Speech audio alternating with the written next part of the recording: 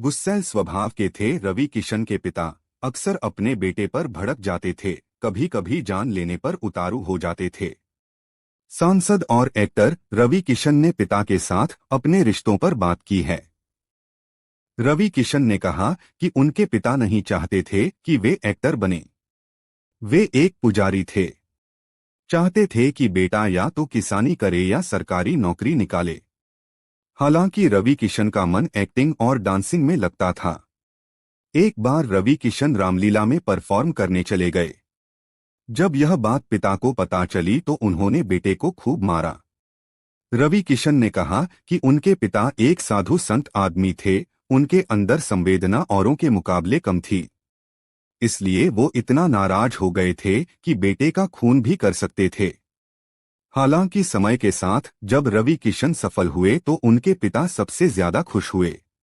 Brute के साथ interview में रवि किशन ने कहा, मेरे पिता के गुस्सैल स्वभाव के कारण मुझे 17 साल की उम्र में ही घर छोड़ना पड़ा।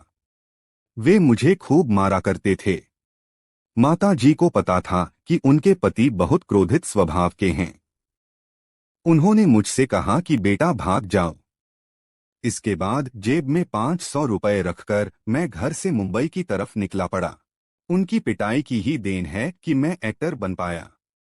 मरते वक्त पिता की आंखों में आंसू थे। रवि किशन जब एक्टर बन गए और पैसे कमाने लगे तो उनके पिता का नजरिया बदल गया। रवि किशन ने कहा, जब पिताजी अंतिम सांस गिन रहे थे तो उनकी आंखों में आंसू थे।